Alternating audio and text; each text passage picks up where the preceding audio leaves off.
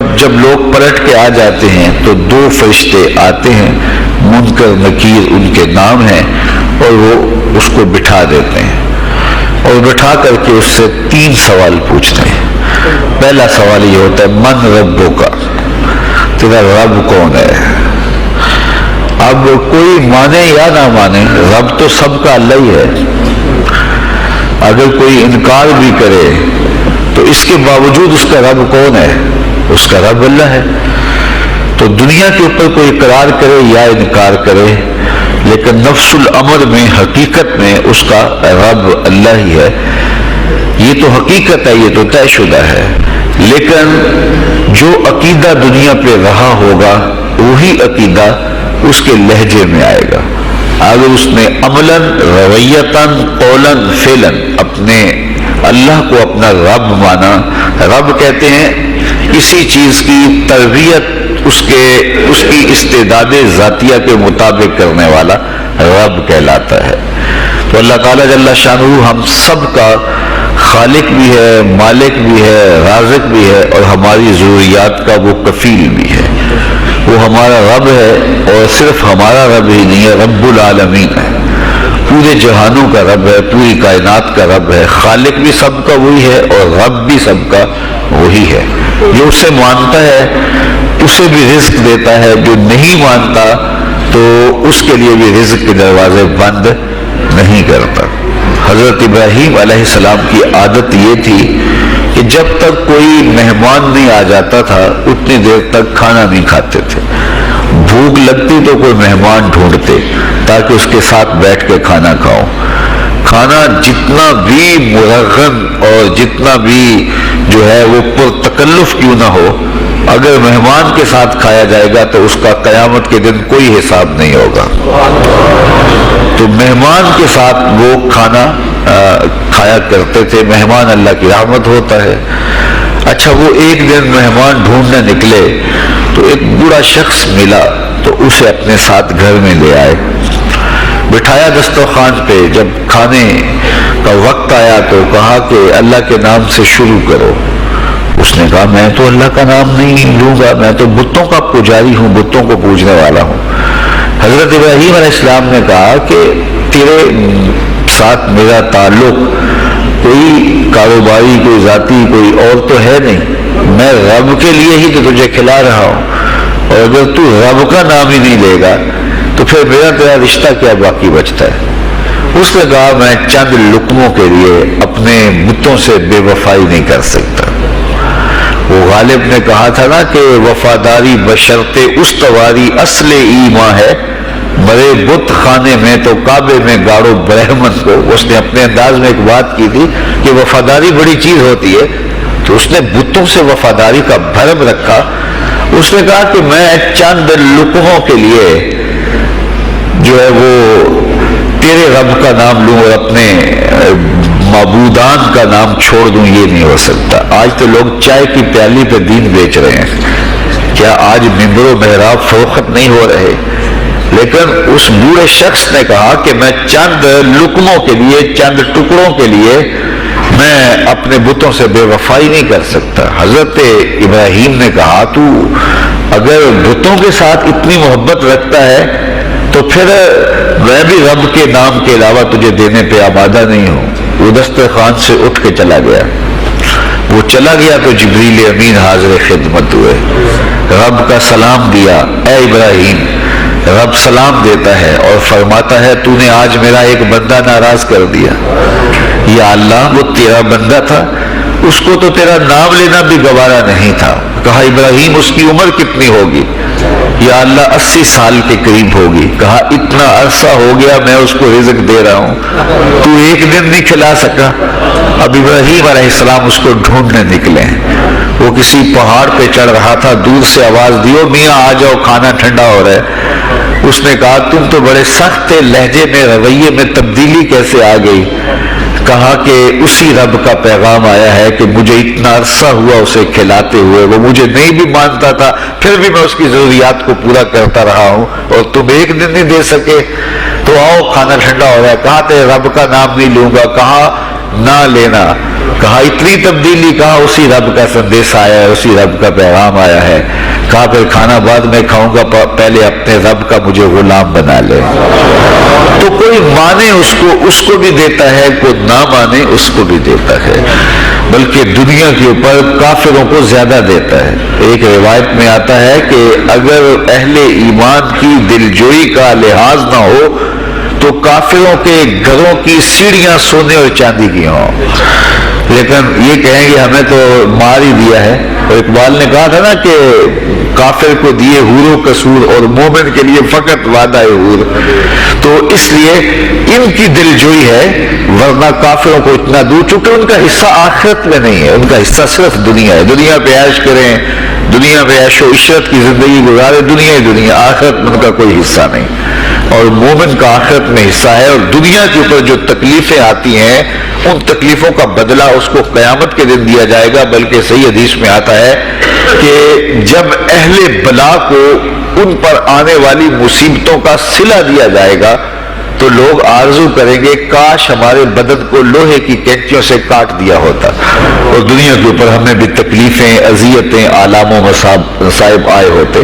تو مومن جب اللہ کی طرف سے آنے والی کسی تکلیف کو خندہ پیشانی کے ساتھ قبول کرتا ہے اور اس پہ راضی رہتا ہے اور صبر کا دامن ہاتھ سے نہیں چھوڑتا، واویلا نہیں بچاتا، جزا فضا نہیں کرتا، تو اللہ تعالیٰ نے اس کے لیے اجر رکھا ہے۔ بلکہ رسول کریم نے ارشاد فرمایا مومن کے پاؤں میں جو کانٹا چبھے تو اللہ اس کا بھی مومن کو قیامت کے دن اجر عطا فرمائے گا۔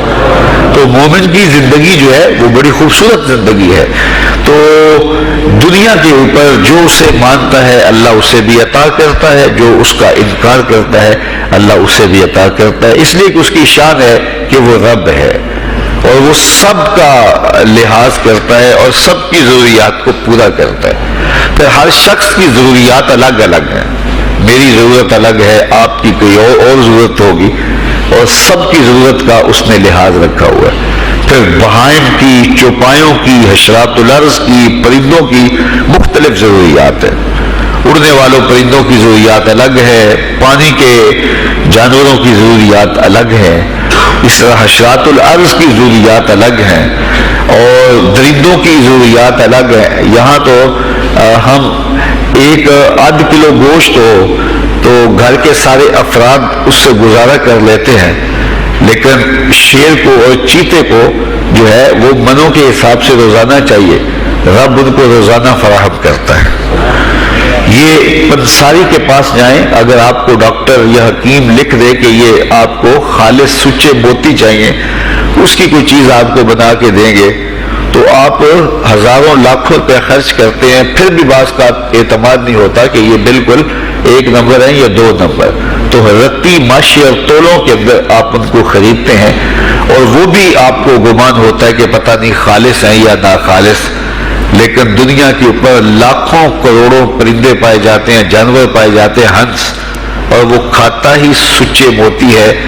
صبح کو بھی، شام کو بھی، دوپہر کو بھی اللہ سب کو پیٹ بھر کے کھانے کے لیے عطا فرماتا ہے۔ تو جس کی جو ضرورت ہے وہ رب ہے، اس ضرورت کو پورا کرتا ہے۔ تو ہم اگر اللہ تعالیٰ کو رب مان لیں حقیقی معنوں کے اندر تو ہماری زندگی کی پریشانیاں، ہماری زندگی کے دکھ مٹ جاتے ہیں۔ مصیبتیں اس وقت آتی ہیں اور اس وقت پریشانی لگی رہتی ہے، دھڑکا لگا رہتا ہے کہ جب انسان جو ہے وہ سمجھتا ہے کہ میں ہی جو ہے وہ کچھ کرنے والا ہوں۔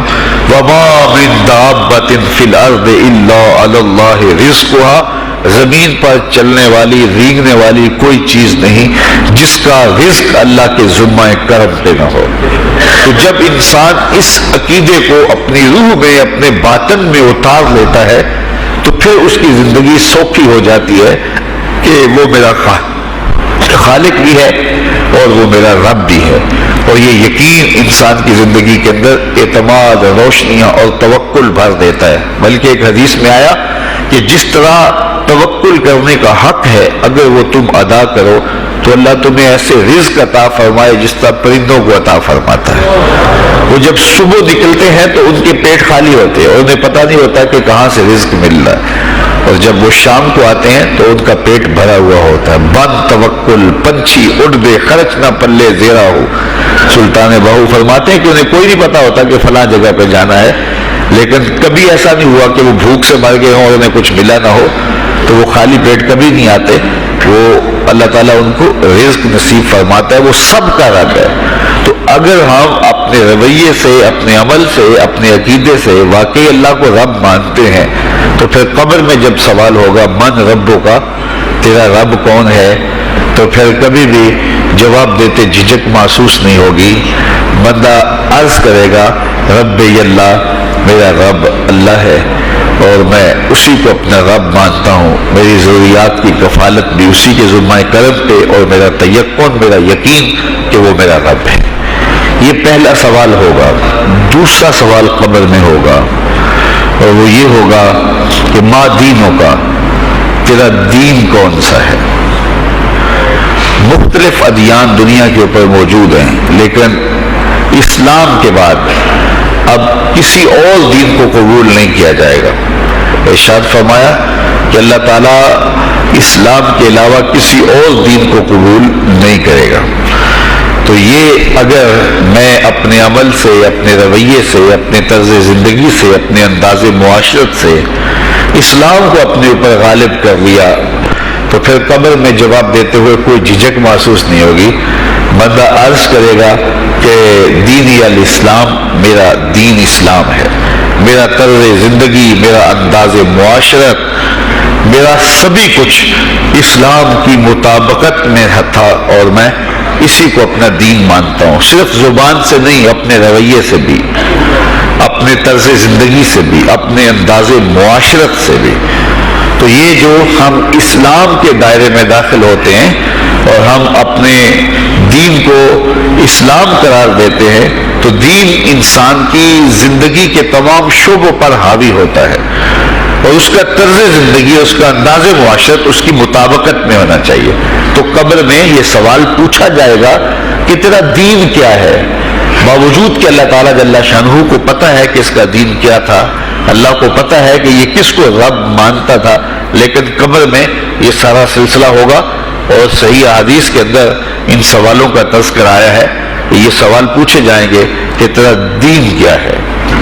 اب اس نے اگر اپنا طرز زندگی، اپنا انداز معاشرت اسلام کی مطابقت میں رکھا ہوگا، اور دین کو اس نے دین سمجھا ہوگا، اسلام کو ہی اپنا دین عملاً، رویتاً، ہر خوشی غمی کے موقع پہ اس نے اسلام کو ہی ترجیح دی ہوگی، تو پھر اس کو کوئی جھجک نہیں ہوگی جواب دیتے ہوئے کہ میرا دین اسلام ہے، میرے شب و روز، میری زندگی کے نشیب و فراز، میری زندگی کی ہر گوشہ جو ہے وہ اسلام کی مطابقت میں گزرتا تھا، تو پھر وہ سیدھا سیدھا جواب دے گا دینی الاسلام۔ اس لیے ہمیں اس سوال کی تیاری بھی کرنی چاہیے کہ ہماری نجی زندگی ہو یا ہماری اجتماعی زندگی ہو، ہماری گھریلو زندگی ہو یا ہماری معاشرتی زندگی ہو، ہماری ذاتی زندگی ہو یا ہماری سیاسی زندگی ہو، ہماری جس طرح کی بھی زندگی کے جو بھی شعبہ جات ہے، سب میں ہم دین کو غالب کریں۔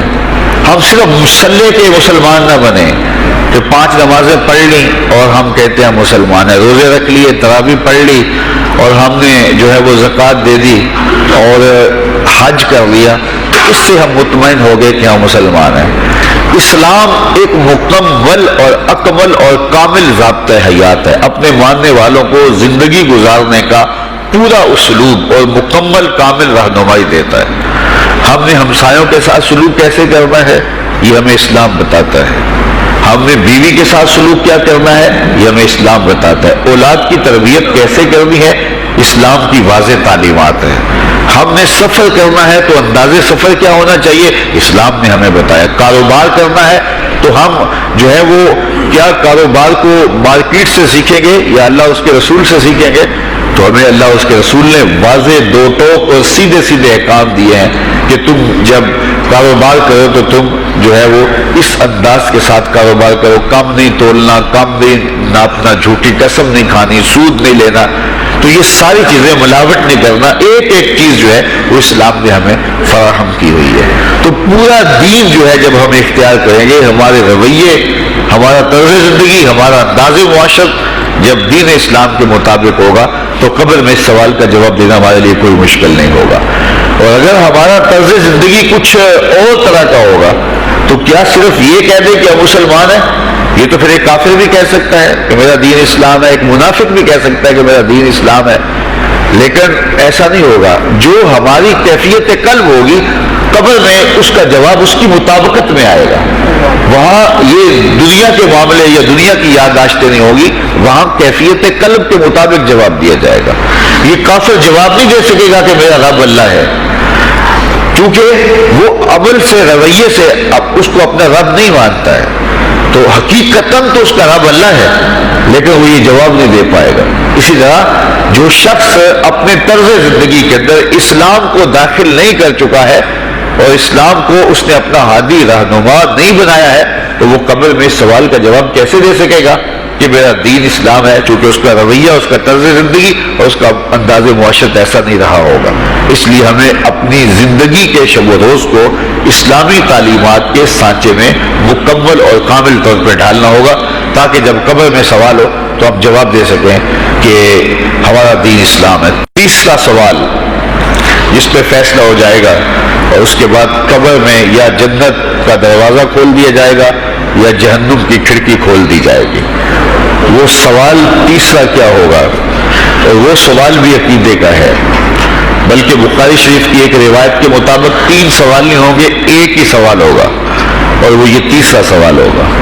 فرشتے پھر پوچھیں گے حضور علیہ الصلوۃ والسلام کے روضہ دور سے اور قبر کے درمیان سے پردے ہٹا دیے جائیں گے، اور رسول کریم صلی اللہ علیہ وسلم سامنے ہوں گے، اور فرشتہ حضور کی طرف اشارہ کر کے کہے گا ما کنت تقول فی ھذا الرجل، ان کے بارے میں زندگی میں کیا کہا کرتا تھا.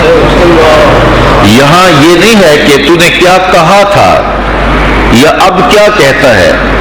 جب مضارع کے اوپر کانا یا جو ہے وہ کانا کے مشتقات داخل ہوں تو پھر وہ ماضی استمراری کا جو ہے وہ معنی دیتا ہے. تو ما کنت تقول کا معنی یہ ہے کہ تو کیا کہا کرتا تھا، تیرا لہجہ کیا تھا، تیری زبان کیا تھی، ان کے بارے میں تیری رائے کیا تھی، تو کیا بولا کرتا تھا، کیا کہا کرتا تھا. تو یہ حضور علیہ الصلوۃ والسلام سامنے ہوں گے اور یہ سوال پوچھا جائے گا. اب ابو جہل سے پوچھا جائے گا ما کنت تقول فی ھذا الرجل، تو وہ کہے گا ہے ہاتھ لا ادری، ہائے افسوس میں نہیں جانتا یہ ہیں کون. ابو لہب سے پوچھا جائے گا، وہ کہے گا ہے ہاتھ لا ادری، ہائے افسوس میں نہیں جانتا یہ کون ہے. اچھا جانتا نہیں تو پتھر کس کو مارتا تھا، جانتا نہیں تو گڑے کس کی راہوں میں کھدواتا تھا، جانتا نہیں تو اوجریاں کس کے اوپر ڈلوایا کرتا تھا. آنکھیں پھاڑ پھاڑ کے تو ساری زندگی دیکھتا رہا، لیکن آج ابو جہل قبر میں اترا، حضور کی صورت نورانی سامنے ہے، اور پوچھا گیا کہ یہ کون ہے، یہ نورانی چہرے والے کون ہیں. تو ابو جہل کہتا ہائے افسوس میں نہیں جانتا یہ کون ہے. اچھا جانتا نہیں تو پھر پتھر کس کو مارتا تھا. اللہ اکبر. اور 14 صدیاں گزرنے کے بعد ایک مومن لحد میں اترتا ہے اور پردے ہٹا دیے جاتے ہیں، اور منکر نکیر سوال کرتے ہیں عامر چیمہ بتا یہ کون ہے. وہ کہتا ہے پیچھے ہٹو، پہلے پائے ناز کو بوسہ تو کر لینے دو، میں تو مر کے پہنچا ہوں یہاں اس دل ربا کے واسطے. یہ تو میرے وقت جاگے کہ وہ میری قبر میں آئے.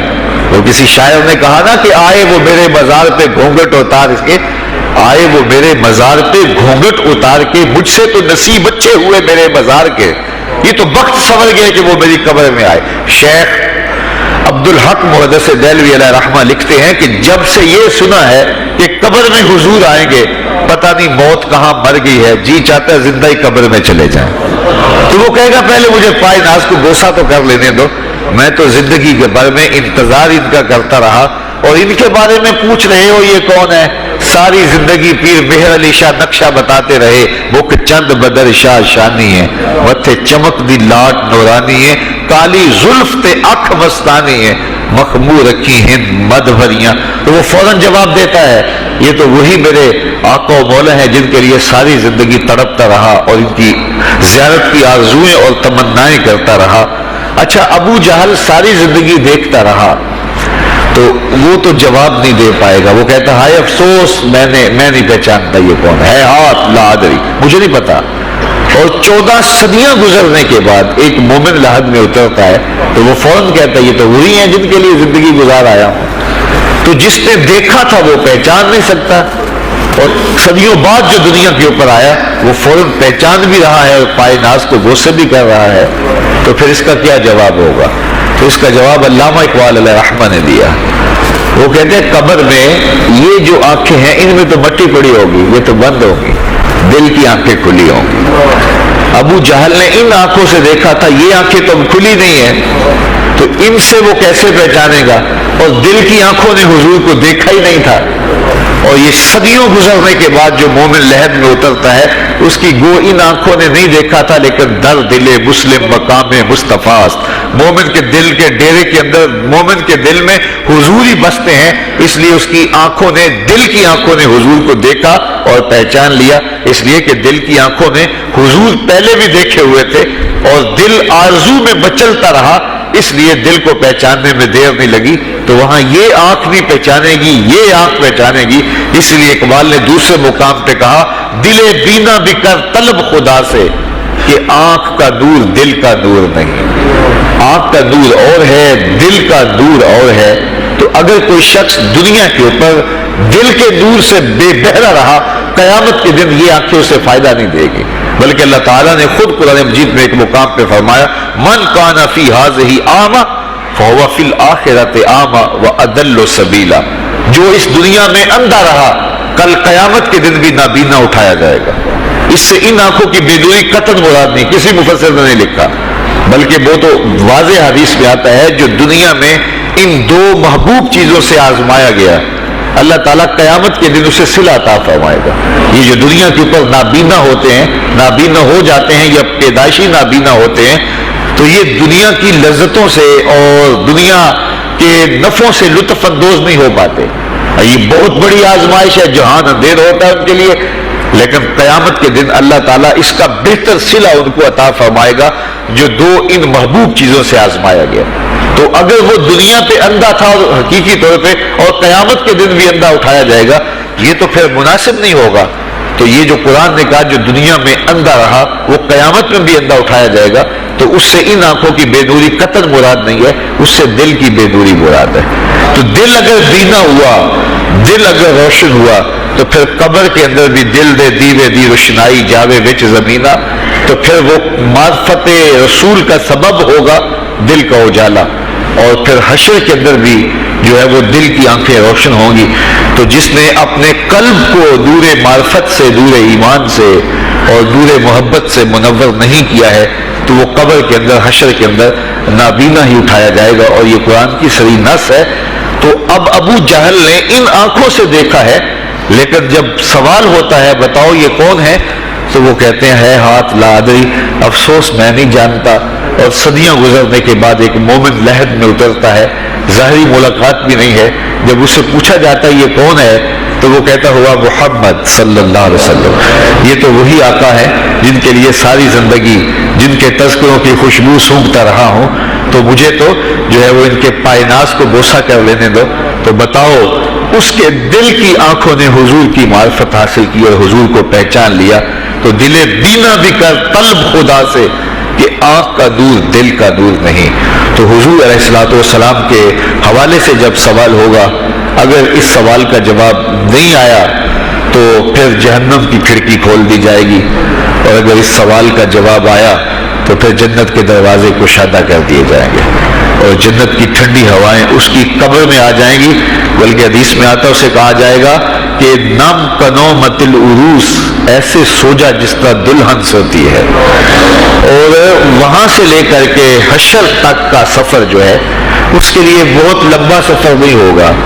وہ ایسے ہوگا کہ جو ہے وہ ایک خوبرو کے گلے سے ہار گرے گا اور وہ موتی ٹوٹ کے گر جائیں گے اور وہ اس کو چننے میں مصروف ہو جائے گا. ابھی سارے موتی چن نہیں پائے گا کہ قیامت آ جائے گی. یہ مومن کے لیے اللہ نے آسانی رکھی. 50,000 سال کا دن ہوگا یوم محشر، لیکن جو مومن ہوگا اس کے لیے حشر کا اتنا بڑا دن ایسے ہوگا جتنا عصر کا وقت ہوتا ہے. تو اتنے تھوڑے وقت میں اس کے لیے گزر جائے گا. تو یہ 3 سوال قبر میں پوچھے جانے ہیں، ہر شخص سے پوچھے جانے ہیں، مومن سے بھی پوچھے جانے ہیں اور کافر سے بھی اور منافق سے بھی.